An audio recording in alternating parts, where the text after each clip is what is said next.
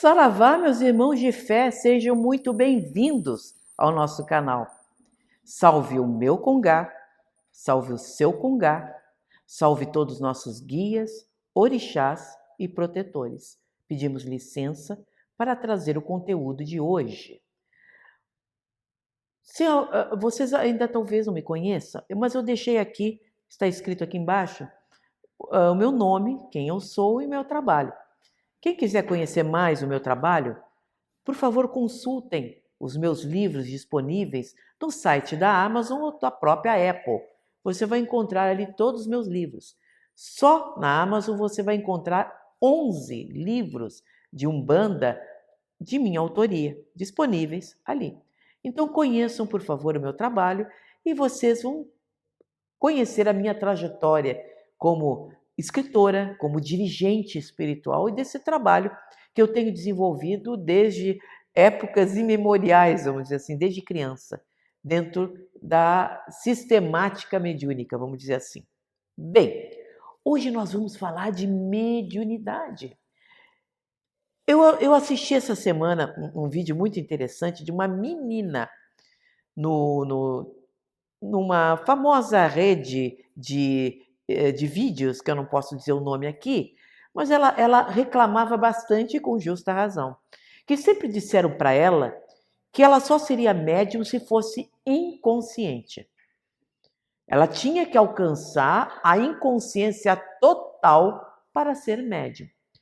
E que ela só descobriu que as coisas não eram bem assim bem depois. E isso foi um drama na vida dela e no desenvolvimento dela como médium. Ora, nós sabemos que existem 3 categorias de médiuns. Médiuns conscientes, semiconscientes e inconscientes. Essas são as 3 categorias mediúnicas que nós podemos dizer assim. E recebemos por informação uma 4ª mediunidade, que depois nós vamos explicar bem no final do vídeo para você. Então, puxa a pipoca, pegue o seu refrigerante, se acomode na sua poltrona, porque vamos começar. E o assunto é bom, hein, gente? Assim, essa menina reclamava muito sobre isso, e com justa razão. Ela foi informada que tinha que ficar totalmente inconsciente para ser uma médium dentro da Umbanda. Não é bem assim. Nós sabemos que tem 3 níveis de inconsciência dentro da mediunidade. O consciente, que vê, ouve tudo o que está acontecendo, mas ele já não consegue controlar seu corpo, a sua fala. Por exemplo, nesse momento eu estou falando com vocês. Eu estou exercendo a minha mediunidade consciente.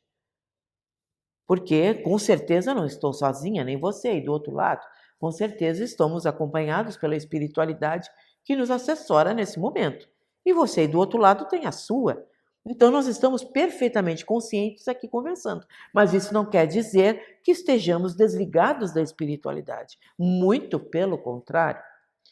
Esse é o médium consciente. É o médium que toca música, que canta, o médium inspirado, que recebe composições, livros. Ele está com os olhos abertos, ele tem consciência do que está acontecendo em torno. E nem por isso deixa de ter o seu guia trabalhando com ele, certo? A mediunidade semiconsciente é aquela que você já ouve, vê, mas já está num estado intermediário, nem totalmente desperto, como estou agora falando com você, e também não está totalmente incorporado. Esse semiconsciente é a grande leva de médiuns que temos. É aquele médium que encosta a entidade para trabalhar. Ele trabalha, ele fala, mas ele já fica tonto de vez em quando, ele enxerga o que está vendo. Por exemplo, ele vai descer uma escada incorporado, ele enxerga a escada que vai descer, porque se também se não enxergar, ele cai lá embaixo. Então, ele está semi-desperto, até para poder se mover no ambiente. E é aquele médium inconsciente. Aquele médium que dá o apagão àquele. Ele apaga. E eu posso dizer a vocês, aí você dizem assim, mas será que um dia eu vou atingir a inconsciência? eu vou dizer para vocês que talvez realmente alcance. Nem todo médio começa já inconsciente. Alguns médios já começam. Dá o apagão aqui, ele vai. Ele fecha, ele entra como se fosse num sono, numa dormência e vai embora. Aí você diz assim, mas eu queria tanto ter essa mediunidade. E quem disse que você não tem? Quando você dorme, você faz o quê? O seu espírito se desdobra, vai ao encontro dos seus guias espirituais, lá recebe instruções e você volta, você estava inconsciente, certo? Você volta e guarda uma breve lembrança daquilo que eles disseram para você. Você pode não lembrar, mas sua inconsciência sabe perfeitamente que vocês conversaram e os compromissos que firmaram dentro dos trabalhos que você tem que fazer. Então não é bem assim. Agora, você pode vir a se tornar médium inconsciente com o tempo trabalhando. Eu digo por mim, sim, eu me tornei médium inconsciente, mas depois de muitos anos de trabalho. Foram décadas de trabalho trabalhando para me tornar inconsciente. Por quê? Como é que eu me tornei? Qual é o segredo? Qual é o truque? Eu vou ensinar para você. O truque é muito simples. Significa, depois de muitos anos de trabalho com a mesma entidade, você já conhece ela quando ela está chegando. Porque ela responde em seu corpo, em alguns chakras, em alguns pontos do seu corpo, sempre do mesmo modo. Tem uns que ficam arrepiados, tem outros que perdem a visão, ficam a visão embaçada, outros sentem um arrepio aqui, outro lá. Cada um sente do seu modo. Mas a entidade sempre vai se identificar do mesmo modo em você. Você já reconhece. Eu, por exemplo, quando vou incorporar meu guia-chefe, o meu pai, Stefano do Oriente, é como se colocasse de olhos fechados uma luz muito forte. Você imagina, você está com aquela luz muito forte e os seus olhos enxergam um certo clarão. E a partir dali dá o apagão. Esse apagão decorre porque é muitos anos de convívio com aquela entidade. Você já cria uma confiança no guia e o guia com você. Ele já domina todo o seu corpo, os seus chakras, porque a mediunidade da Umbanda é muito diferente das outras incorporações, tanto do Candomblé, quanto do Batuque, no caso, no Rio Grande do Sul, quanto no Xangô, lá do Recife, ou mesmo do Espiritismo, dito erradamente, erroneamente, de kardecismo, porque esse termo não existe, é Espiritismo. Vejam bem. Então, nós acabamos nos entregando a esse guia, porque nós já conhecemos ele. Quando ele já está chegando, como a gente diz, já está chegando na esquina, já sabe que ele está vindo. Porque ele apresenta sempre os mesmos sintomas, os mesmos diagnósticos no nosso corpo. E o que acontece? Você relaxa. Você se entrega. É como aquele mergulhador que todo dia sobe no penhasco e se joga. Chega uma hora de tanto se jogar no penhasco que ele vai completamente distraído. Ele vai nem pensando que tem que saltar. Porque ele sabe o ponto como é, como é que se salta e como é que vai. Ele faz até de olhos fechados. Porque ele confia já naquela rotina. É o que acontece com os nossos guias. Nós acabamos com o tempo, com os anos, com o trabalho recorrente. Você acaba conhecendo o guia, os sintomas da chegada do guia, e você se entrega. Aí o que acontece? Você, naturalmente, você não perde totalmente a inconsciência. Porque se você perder totalmente a inconsciência, eu tenho uma notícia para dizer para você. Você desencarnou, você morreu. Você guarda a consciência. Mas é aquilo, você acorda de vez em quando, dá uma espiadinha no ambiente, vê onde é que está e relaxa. Porque você entrega todo o seu organismo ao guia. Porque você confia naquele guia. E você tem vaga lembrança que incorporou, que trabalhou, de repente até o guia falou com aquela pessoa, mas o que falou você já confunde tudo, por causa desse relaxamento. Então, o relaxamento da inconsciência é algo que você vai adquirir com o tempo. À medida que você confia na entidade, ela confia em você. À medida que ela controla todos os seus chakras, porque nós somos os marionetes, umas marionetes na mão deles. Quando ele já controla perfeitamente o nosso corpo físico para o trabalho.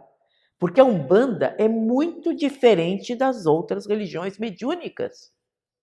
No espiritismo, dito erradamente, erroneamente, kardecismo, está errado esse termo, mas só para você entender. Quando você é médium espírita, você senta na mesa, coloca as mãos na mesa. Você fica imóvel. Então, o guia não precisa controlar seu corpo. Você não caminha, você não pega coisas, você não se desloca. Você fica ali. Então, o que ele tem que controlar? Só a sua consciência. Toda essa parte do corpo físico, ele não precisa controlar. E mesmo se ele controla, porque às vezes, diante a chegada de um espírito obsessor, violento, que quer bater na mesa, que quer saltar, que quer agredir alguém, você como médium, você controla. Não deixa. Mas isso é outra história. Isso é casos excepcionais dentro da seara mediúnica espírita. Mas na Umbanda não. Na Umbanda a entidade anda, a entidade fala, a entidade cruza uma pemba, a entidade vai para todo lugar. Ela se desloca. E isto é um domínio completo do médium. Isso demora. É bem mais demorado para a entidade controlar tanto ponto do seu organismo para que ela consiga ter uma mobilidade natural naquele ambiente. Então vejam bem a dificuldade de uma entidade da Umbanda em relação aos outros. Esse domínio do médium. E você, como médium que está se desenvolvendo, precisa confiar na sua entidade, deixar que ela trabalhe e confiar no dirigente espiritual que está ali o tempo inteiro do seu lado, o seu orientador, que está ali o tempo inteiro do seu lado controlando o que está acontecendo. E ele vai lhe ajudando o tempo inteiro, vai lhe aconselhando, vai dizer que é assim, que é diferente, ele vai lhe ajudar. Mas você tem que ter confiança. Eu conheci uma vez uma médium muito engraçada, que ela chegou conosco, uma vez conversou conosco e chegou com a seguinte questão, que ela tinha medo de incorporar, porque ela acreditava que se incorporasse, o espírito ia tomar conta dela, a alma dela não ia mais voltar, e ela ia ficar com o espírito do desencarnado com ela, ela ia virar uma marionete na mão do outro. Ela não conseguia entender que, na verdade, os espíritos, eles coordenam os nossos chakras, que são pontos, como se fosse um marionete mesmo, com aqueles fios, ele ali controlando, ele vai controlando o nosso corpo, mas ele não toma conta do seu organismo, ele não entra em você, ele não assume você. Agora, é claro, existem os casos de obsessão grave, que se chama simbiose, que é aqueles casos horrorosos que nós sabemos, infelizmente, de médios que caem na mão dos obsessores, que muitas vezes nós vemos filmes de terror a respeito, de pessoas possuídas, literalmente. Mas isso, assim, é casos raríssimos, gente, onde são chamados sacerdotes, mas isso é 1 em 1 milhão, lá sei eu, é um percentual mínimo. Mas esses médios entram dentro das nossas correntes com essas ideias. E nós precisamos demover, tirar da cabeça deles essas ideias estranhas sobre incorporação, sobre mediunidade. Então, outra coisa também está acontecendo agora. A espiritualidade, vejam bem, a espiritualidade começou lá atrás, bem as primeiras incorporações, a gente nota desses grandes fundadores de religião, como o próprio Zélio Fernandino de Moraes, né? Esses primeiros desbravadores das religiões, a incorporação era extremamente profunda, extremamente inconsciente neles. E que aos poucos os médiuns estão ficando cada vez mais conscientes. E para muitos médiuns isso é um drama. Porque eles acham que precisam ficar inconscientes. Não. Você não precisa ficar inconsciente para trabalhar numa seara de Umbanda, ou seja qual for. a religião mediúnica. Por quê? Porque a espiritualidade não quer, por toda a eternidade, médiuns que sejam marionetes na mão deles. A espiritualidade está nos preparando realmente para no futuro, quem sabe, nós sermos uma equipe trabalhando, onde nós teremos consciência perfeita e a entidade do nosso lado trabalhando. A mediunidade consciente, eu acredito que ela venha a ser o futuro, porque se nós observarmos bem, os médiuns, aos pouquinhos, estão ficando cada vez mais conscientes, mas também estão ficando cada vez mais inseguros. Por quê? Porque eles não têm uma orientação como nós estamos dando agora para você. Porque um médium consciente, ele vai ter que estudar mais, ele vai ter que vigiar mais o seu comportamento, não apenas nos trabalhos, mas fora deles, como pessoa, como cidadão, como ser humano. Ele vai ter que estudar mais dos livros, nas boas fontes, se informar cada vez mais. Então nós estamos deixando de ser marionetes nas mãos dos guias para nos tornar membro de uma equipe ativa. É isso que a espiritualidade mostra e fala, porque várias vezes eu ouvi de nossos guias aqui no terreiro essa pretensão de que nós venhamos a ser membros atuantes, ativos, vigilantes da mediunidade, dos trabalhos mediúnicos. Por isso que os médiuns estão ficando cada vez mais conscientes. Porque é necessário que eles estudem mais, que eles se vigiem mais, que eles se informem mais, que desenvolvam mais o seu sentimento de amor ao próximo, que em qualquer religião mediúnica é a lei máxima que possa ter, e participe cada vez mais ativamente das incorporações. Mas isso é o futuro que já está se desenhando para nós. Então, essa questão da ética, da inconsciência também ainda vale. Muitos dizem assim, mas por que meu dirigente diz que não lembra nada, que a gente não pode falar nada, que a gente não pode saber nada? Não, para aí, me escute. Existe toda uma ética da inconsciência. Quando nós entramos num terreiro, ou vamos para o candomblé, ou vamos para qualquer nível onde haja algum tipo de comprometimento mediúnico, de trabalho mediúnico, e pode ser tabu para eles, mas nós falamos assim. Nós sabemos que todo mundo é médium, que aquilo ali uma manifestação mediúnica, mesmo que haja tabus dentro do candomblé, dos cultos afrodescendentes mais próximos ao culto de origem, afirmam sobre o assunto, mas nós não podemos e não devemos comentar o que aconteceu dentro dos trabalhos. E isso é uma ética dentro do trabalho mediúnico. Então, o que eles chegam para nós e dizem assim, você tem que ser inconsciente. Em outras palavras, você não pode comentar aquilo que você viu, você ouviu, porque é dito em segredo, é dito em confiança de uma pessoa para você, e você tem que procurar, como eu consegui desenvolver com o tempo, esse nível de confiança entre a minha pessoa e a entidade, esse nível de confiança que você se entrega e deixa para lá. Você jamais pode comentar com ninguém o que aconteceu dentro de um terreiro.